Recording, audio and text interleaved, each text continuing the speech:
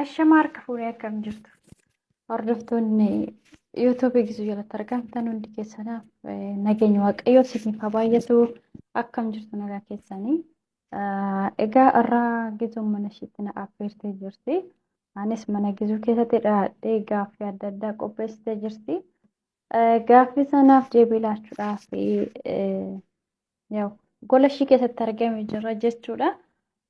Egaa gaaffiin gizuu naaf dhiyeessites tokkoffaani maqaan kee inni sirriin eenyudha jedha. Maqaan koo inni sirriin Ayinaalem jedhama. Ayinaalem Bayyanaan jedhama. Maqaa YouTube gayyaa garuu Ayiniidha. Ayinii jechuun immoo ija jechuudha isiniif gala yaada. Tole baay'een keessan nan beektanii. Nan beektan hin jedhu viidiyoodhaan jechuu kooti. Sagaleedhaan na beektu garuu yeroo baay'ee viidiyoodhaan baay'ee waan hojjennee fi karaa viidiyoo na beekuu dhiisuu dandeessu isiniin jedha. Kanaaf maqaan kiyya Ayinaalem jedhama jechuudha. Asuma warreen nan beekne na baruu dandeessu. Warreen na beektan immoo na beektu jechuudha. Gaaffii lammaffaan akkas jedha. Hojii YouTube kee irratti aartee beektaa? Sababa isaa waliin jedha. Dhugaa aaree beeka. YouTube baay'ee nama aarsa yoo obsa qabaatan malee dhuguma dubbachuudhaaf hedduu tokko nama aarsa. Hojiin isaa jechuudha. Yoo sa'aatii irratti hojjettu sa'aatii si dabaluu dhiisuu danda'a. Sa'aatii dheeraa fa'aa irratti si dabaluu dhiisuu danda'a. Sa'aatii illee dafee si guutuu dhiisuu danda'a. Akkasumas doolaara irrattis na hojjettu. Amma barbaade hojjette si kennuu dhiisuu danda'a waan ta'eef aaree beekaa hedduu nama aarsayyuudha. Isa qalaalii kanaaf jechuudha. Ni beektu waan ta'eef beeka jechuudha. Tole gaaffii sadaffaan akkas jedha. Koomentii viidiyoo kee jalatti namni waan hin taane si barreesse aartee beektaa? Dhugaa dubbachuudhaaf asirratti aaree hin beeku. Namnis koomentii hin taane naa barreeffamee hin beeku jechuudha. Yaa ulaaluu dandeessu. Ani isa gayyoona garuu osoo naa barreessanii barreeffame jechuun danda'a. Garuu hanga yoona namni tokko waan hamlee namaa cabsu yookiin immoo hojicha hin taane koomentii hin taane naa barreeffamee hin agarre amma yoonatti. Maamiltoonni koo hordoftoonni koo akkasuma namoota gaggaariidhaan yaada hin taane namaaf hin kennanii. Kanaaf haga yoona nan quunnamee hin beeku. Naafis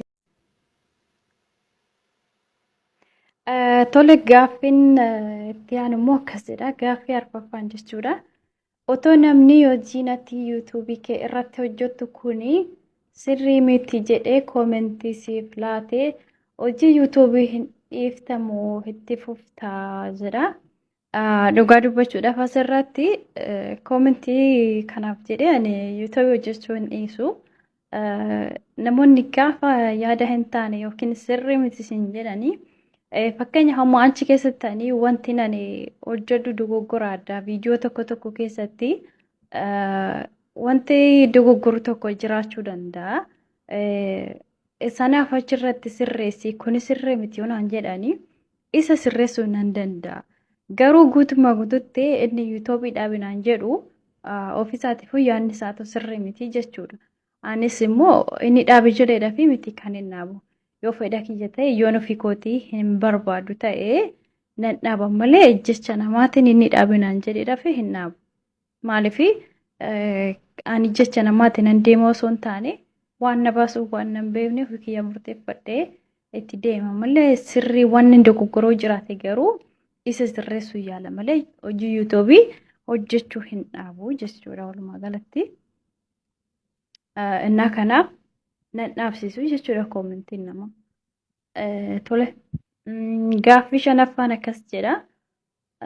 Miidiyaa kana irratti jaalalli si qabee beekaa jedha. Innaa dhugaa dubbachuudhaaf asirratti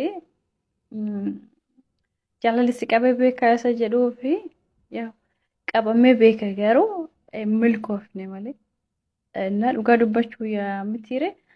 Nan qabne osoo hin jedhee hin amantanii qabamuu dandeessa garuu milkoofne sin jechuu barbaada. gabaabumatti yaa miidiyaa sila ta'eef yookiin nama sana yaa guutummaa guututti eenyummaa isaa beekuu dhiisuu dandeessaa. Kanaaf akka nama beektu yookiin immoo nama guutummaa guututti yookiin hiriyaa duraanii yookiin duraan gaafas hin jedhu nama wal beektu tokko osoo ta'e gaariidha. Garuu nama wal hin beekne sana waliif fuula dhiisuu dandeessa waan ta'eef guutummaa guututti naqabee beekasiin jechuun barbaada. Yaa baay'een keessatti qabuun ooltanii ni beeka waan ta'eef jechuudha. Tole gaaffiin itti aanu immoo baay'ee ulfaataadha. Gaaffii kana immoo isaas akkas jedha. Guyyaa sargii keetii erga waan hundumtuu xumurtee booda abbaa manaa kee shamarree biraa misirroo fidee lamaan keessanii fuudhee manatti gala utoo jedhee waliin galtamoo akkam gootaa? Yaa Rabbi gaaffii kana akkam goota? Guyyaa tokkotti namni kuchi misirroo lama fuudha?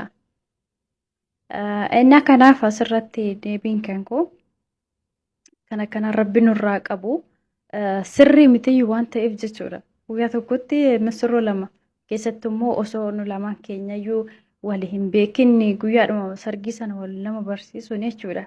Osoo duraan beekte ta'e yookiin jaalattee itti galuu dhiisuu dandeessa waan ta'eef garuu gaafuma waa hundi xumuramee guyyuma sargii sana akka kan kunin ta'a jechuun baay'ee tokko ulfaataadha nama gaddisiisaas maaliif yaa waa hundi xumuramee gaafa kun ta'u baay'ee nama gaddisiisa. Garuu ani akka mataa kootti wajjin hin deemu jechuudha nan dhiisa.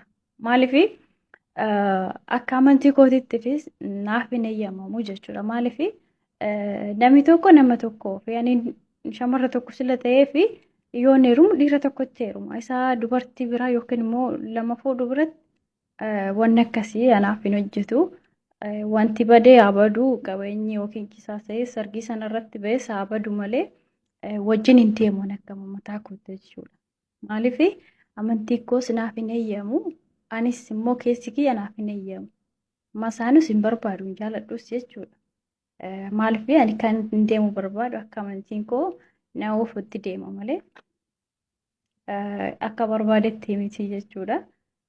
Gaa'illi waaqayyo teebbisee namni tokko nama tokkoof sila ta'eef wanti badee abaduu malee ani jireenyi koo inni gara fuulduraa booda jeeqamurra gaafuma sana adda kutee yookiin nama biraatti heerumuu danda'a sila ta'eef wajjin hin deeman. Wanni galee agalu malee hin heerumu jechuudha guyyaa sana. Waan hundumtuu kasaaras ta'u wanni galee agalu garuu hin heerumu. Nama biraatti heerumuu na wayyaa sadii jechuudha. Inni itti aanu immoo mudannoo nama kofalchiisu yookiin immoo nama rifachiisu kan biyya keessaa ta'ee kan biyya alaa tokko nuuf himi. Mudannoo kana miti yookiin immoo kan nama rifachiisu miti garuu mudannoo nani qabu. Mudannoo isaa karaa onlaayinii kana jechuudha. Uffata ajajadhee tanaan ture jechuudha. Uffannaa akkanaa dhufuuf jechuudha. Amma gaafa fidanii dhufanii ana miti kanarraa fuudhee shufeeradha akka carraa hojiirra hin jira waan ta'eef gadi ba'ee fuudhuu hin dandeenye yeroo sanaa fi gaafa shufeerrirraa fuudheeti anis ture shufeerris irraa fuudhee ofuma bira turse an hojiirra waan jiru fudhachuu hin dandeenye yeroo sanaaf jechuudha. Innaa namichi deemeera birrisaa fudhateera. Garuu uffatichi maal akka ta'e shufeerri banee ilaalle yoo banee ilaalles ana malee inni hin beeku waan ta'eef jechuudha. Gaafa naqee fuudhuu uffanni suni uffataan ajajadhee miti jechuudha. Kanaan filadhee miti. Uffata tisheertii waan adda addaa gurguddaa kana anaafillee naaf ta'uu hin danda'u jechuudha uffanni sun. Maaliif dogoggoraan dhufee ta'ee warreen nama shawwadan jedhee tana yaada malee dogoggora natti fakkaanne. Uffanni isaas garuu haaraa miti. Gaafa banee ilaalu qarshii kootti naafne uffannaa ajajadhee naaf hin dhufne.